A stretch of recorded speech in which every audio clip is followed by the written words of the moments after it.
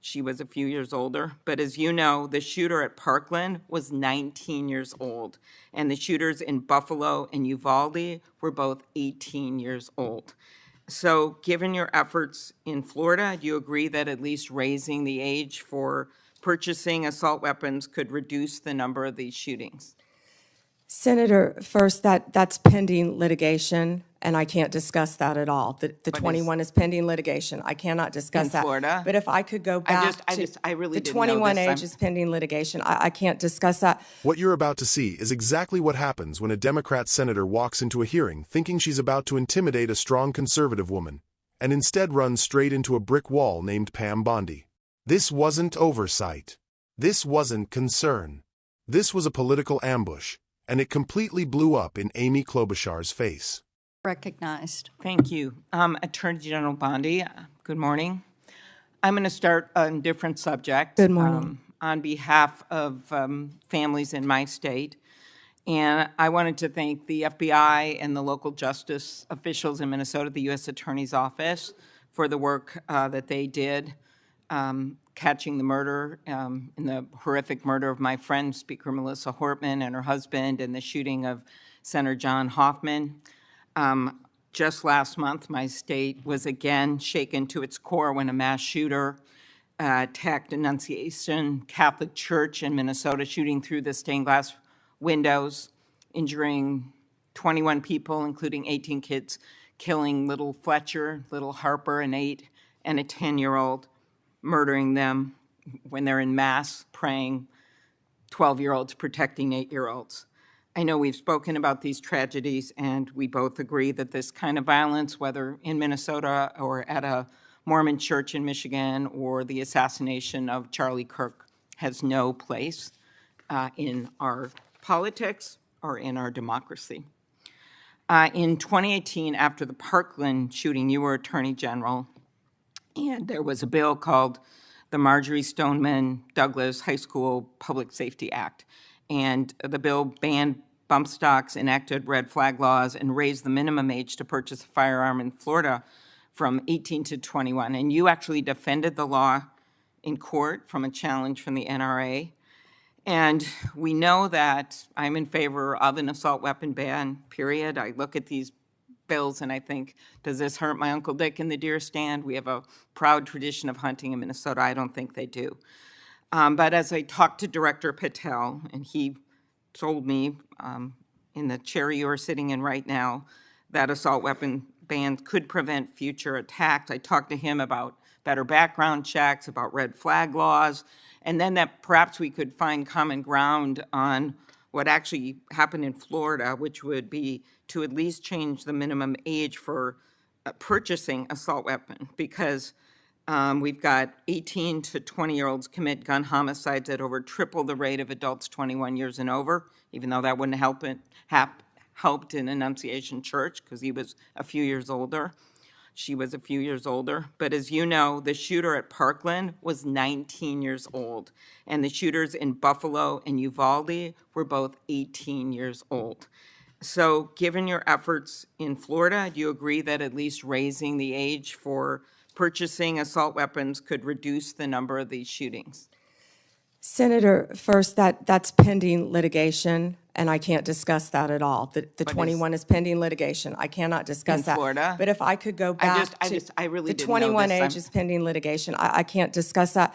But Senator, back to what you said about what happened in Minnesota, there is no place for that. And I believe I spoke to you after that horrific, those murders. And I'm so sorry that happened. And all of my federal agencies were partnering with state agencies, working hand in hand in Minnesota. What I can tell you about the Second Amendment is this is the most pro-Second Amendment DOJ in American history, as you know. But we want to keep guns, as you said, where they should be, in the hands of law-abiding American citizens, while keeping them out of the hands of criminals and gangs. Since January 20th, the ATF and FBI have seized more than 30,000 illegal guns. I have 10 minutes 30,000, You have Senator given these Klobuchar. statistics, and I truly appreciate those statistics. But what I was just trying to get at was something where maybe we could find common ground on a bill that you actually defended in court in a state, which Director Patel seemed open to, and that was looking at could we at least raise the age to 21 of the purchase of an assault weapon federally while states look at banning these weapons overall, given these little babies that this gun is used to kill. So we can talk about it later, but that was my question, and you don't want to answer it. No, it's pending litigation, Senator. Okay, but your views on this is not pending litigation. So I want to get to the independence of the Justice Department. At your nomination hearing, I specifically asked you to provide assurance to every member of this committee that the Justice Department will only follow the facts and the law, and the White House will play no role in the cases investigated or brought. You stated in response, this was you, politics will not play a part in my decisions. And you also said the Justice Department must be independent and must act independently. Do you believe that you have upheld that commitment? I absolutely have upheld that commitment, Senator. I pledged that I would end the weaponization also of the Justice Department, and that America would once again have a one-tier system of justice for all. And that is what we are doing in this country. We saw this with the president directing an investigation prosecution of Chris Krebs, the former head of cybersecurity, Lisa Cook, who is a current governor of the Federal Reserve, Director Comey. And the president, and I know you have said that you will not discuss discussions you've had with the president about Comey. Is that correct? That you won't testify here about that? Because I was going to ask you if you received advice, instruction, or request from anyone at the White House to direct the department to engage in any investigations, prosecutorial actions, including decisions not to investigate or prosecute anyone. I'm not going to discuss any conversations. But then how about the Truth Social post on September 20th, 2025, in which the president said, we can't delay any longer, Pam, using your name, not bringing criminal charges, are killing our reputation, his words, and credibility. And then goes on to tell you to prosecute a member of this committee, to prosecute the Attorney General of New York, and to prosecute James Comey. Do you consider that a directive to the Justice Department?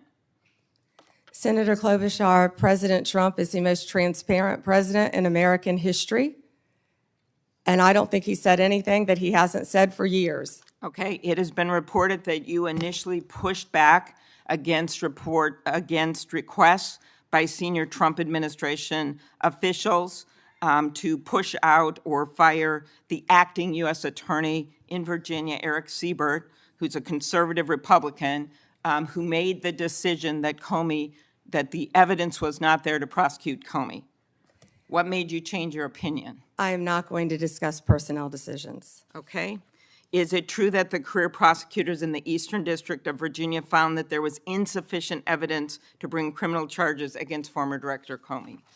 I am not going to discuss pending cases because Comey was indicted in the Eastern District of Virginia by, I may point out, one of the most liberal grand juries in the country. Okay, let's go on to other firings or terminations. Last week, the Justice Department fired at least 2 senior attorneys in the Eastern District of Virginia, including the office's national security chief, Michael Benary.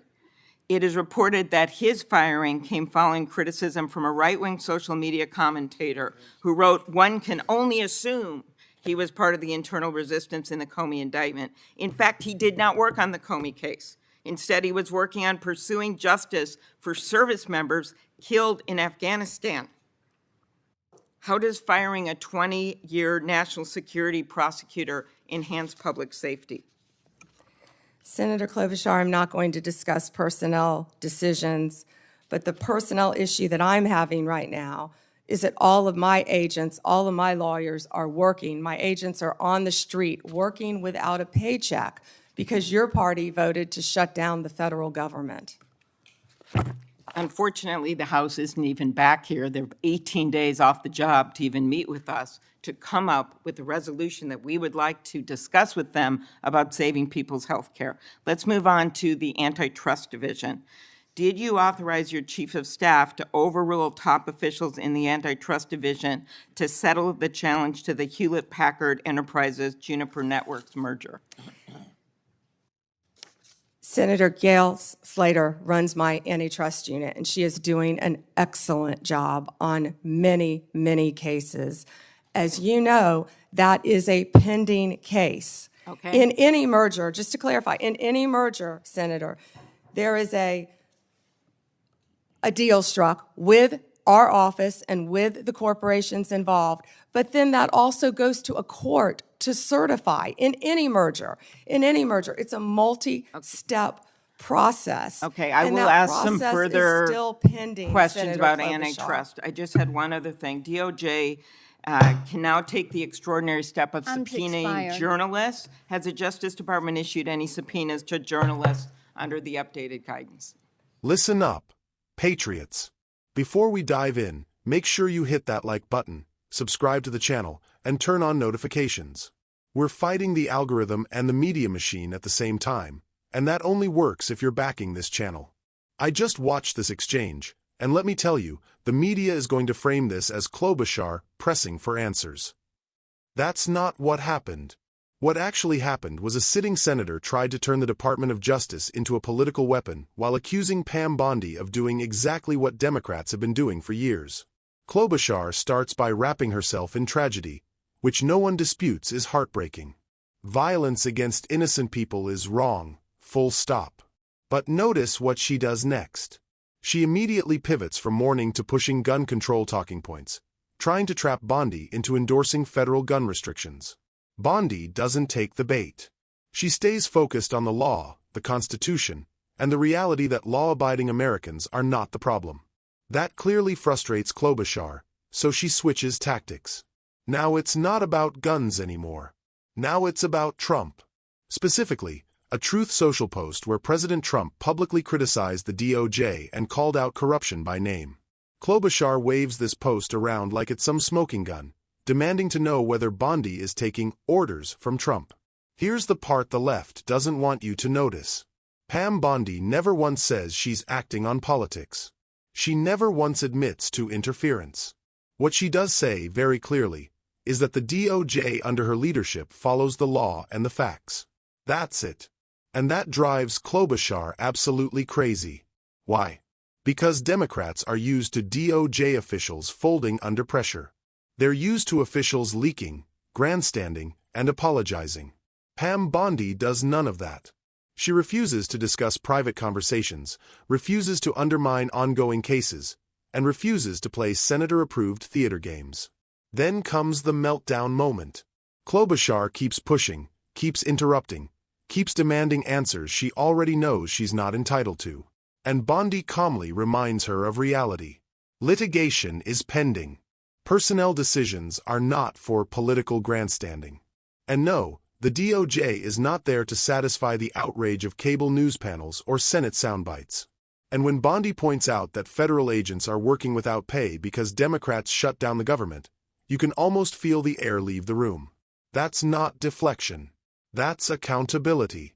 While Klobuchar is posturing for clips, real law enforcement officers are being punished by her party's games. Here's the real lesson from this exchange. The left only cares about independent justice when they control it. The moment someone like Pam Bondi refuses to bow, suddenly transparency becomes dangerous and restraint becomes suspicious.